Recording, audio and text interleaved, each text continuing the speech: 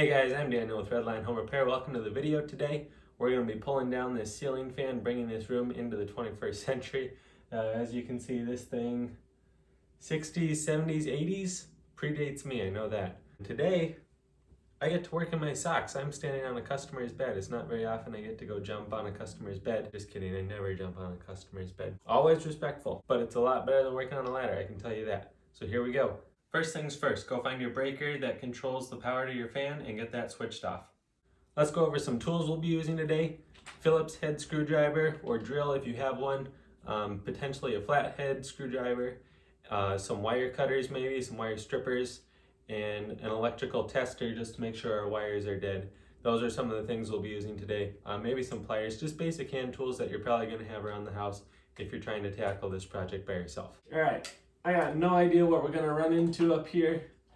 We're gonna start by taking the motor housing off, and it looks like I can already tell the motor housing is mounted to the bracket instead of, usually there's like a ball that sits in a bracket kind of like that, and it can't come down. It just holds itself up there.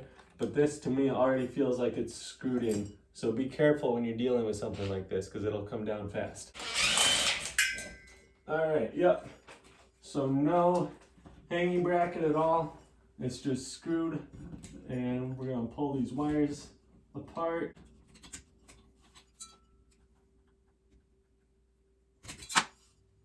Now I didn't get a chance to test the wires before I had to pull that down because it wasn't hanging on anything, but I was careful not to touch anything while I was unscrewing it and unscrewing the wire nuts.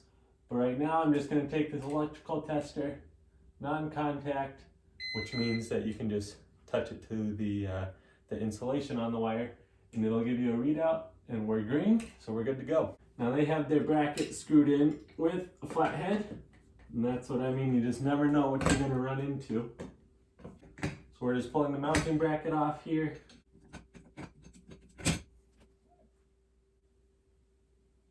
Got the neighbor yelling outside. Well, I think he got locked out of his house.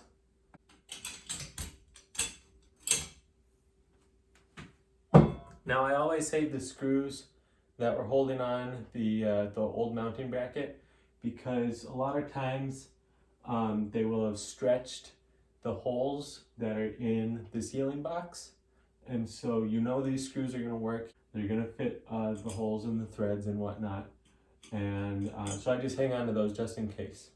All right, we're ready to start assembling our new fan. All right, we're here in a storage room sort of area assembling this fan. And every fan's gonna be a bit different, but you're still gonna have the same basic components.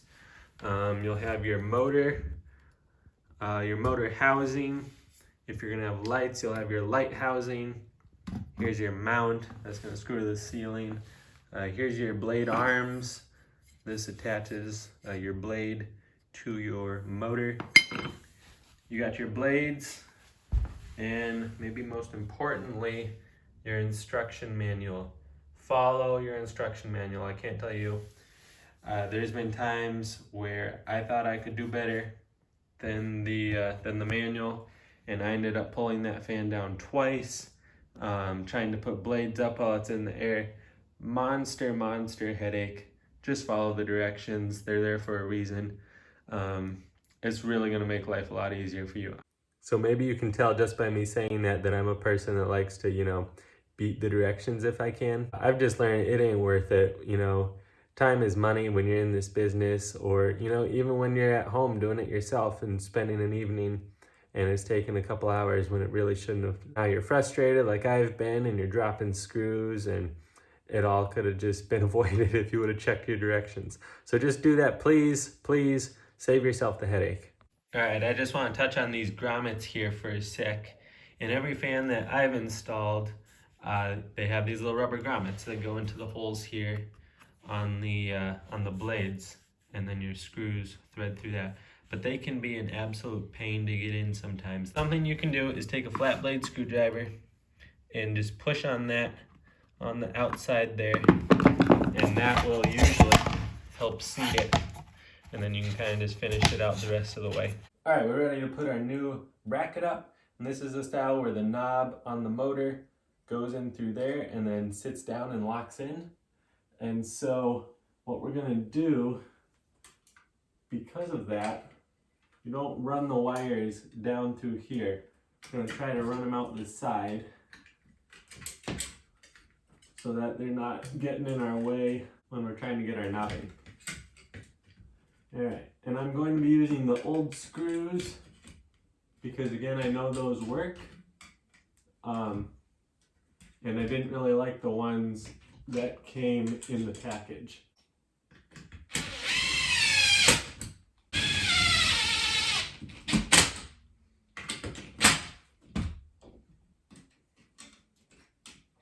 All right, now we got our motor and we are ready to put that up. So again, this is just going to slide in here and drop down and sit just like that. So when you're looking at your wiring, you will likely have, if you have lights, you're probably going to have a white wire, a black wire, a blue wire, and some sort of green or copper wire. Black is going to be your lead wire that runs to the power from the house. That'll obviously hook into your black hot wire coming down from the ceiling. Your white wire goes to the white wire coming out of the motor. And then if you have a blue wire and only one switch, that blue wire is going to go in with the other two black wires. If you do have a dual switch, one for your fan and one for your light, make sure you look at your directions, but generally there'll be two blacks coming out of the ceiling and you would hook the blue up to one of those blacks. So I'm just going to twist the ends here, get them nice and tight. Just makes it that much easier for attaching them to your wires. All right, I had to run and grab my wire nuts.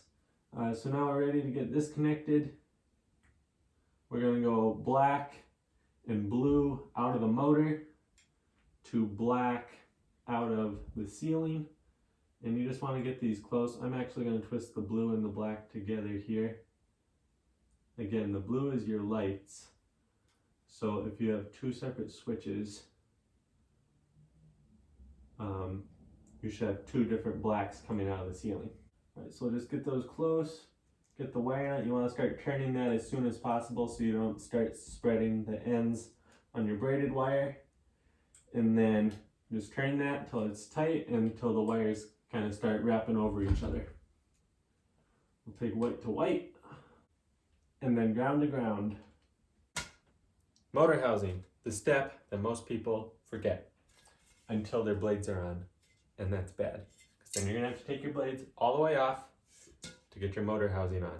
In some cases, I had to disassemble the entire fan all the way down to here just to get the motor housing on. So avoid that, read your directions, get your motor housing on first.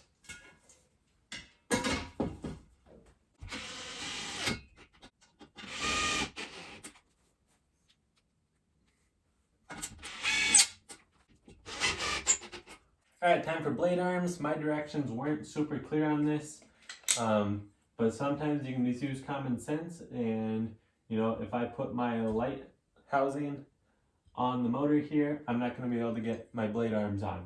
So those are going on next. Now do not put your blades on your blade arms before you attach them, because what's going to happen is you're going to have weight on here because your motor is mobile.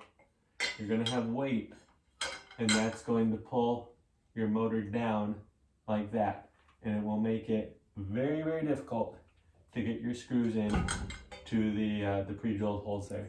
So no blades on the blade arms, do them both separate, save yourself a ton of time and a big headache.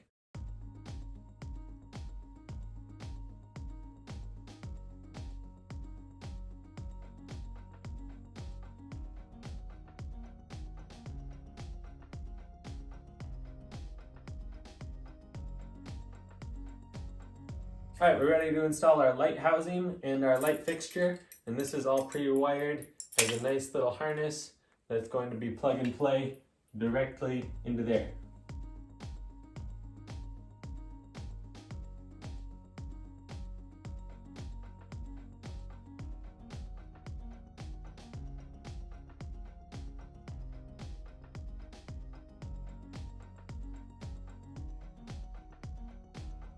All right, we are making progress now. We are onto the blades. Now, if your blades have two colors on them, like mine do, make sure you get the same side down.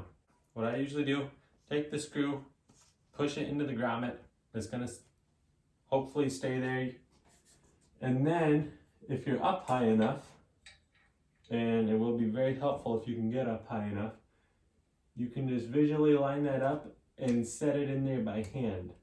All right, from here, there's two ways you can go. Number one, Phillips screwdriver. Actually, number two, Phillips screwdriver. But doesn't always work because you gotta have the right size to get down in there. And sometimes your angles are a little funky when you have a motor housing this big. So I'm not using this. I got my 90-degree impact bit, and you can put this on your drill, impact or chuck drill. And if you're a DIYer, definitely need this. 20 bucks maybe. This is just gonna reach up there very nicely.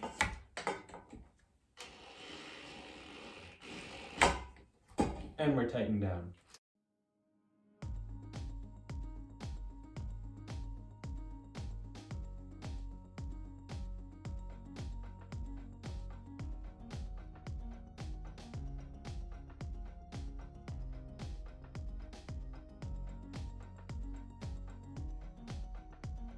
All right, we got all the blades on, and it was close. There was a blade that I could not tell which way was up and which way was down. I ended up taking it off twice, and I think I finally got it figured out. One thing I thought about while I was doing that is that, you know, before you put the blades on, you can test for power. It was a pretty simple wiring job, so I didn't bother, but I'm gonna throw a bulb in there right now, and we're gonna double check. All right, I already tested it. We do have power. I'm just putting the last of the globes on. Just wanted to mention that if you have globes like mine and you got these set screws up here, you can center it up just by kind of looking in there and tightening your screws incrementally until it is centered. Just don't over tighten them. You don't want this to crack. As long as you know it's snug and not going anywhere, there's no need to crank on it. Alright guys, that's a wrap for this one. That took me about an hour and a half to do with all the filming and everything. Generally, I would plan on about 45 minutes to an hour for me to do this sort of job, give or take a little bit. That's how long it took today. Definitely something you can do by yourself in an evening or something like that. If you have any questions, let me know in the comments. And thanks for watching. We'll see you on the next one.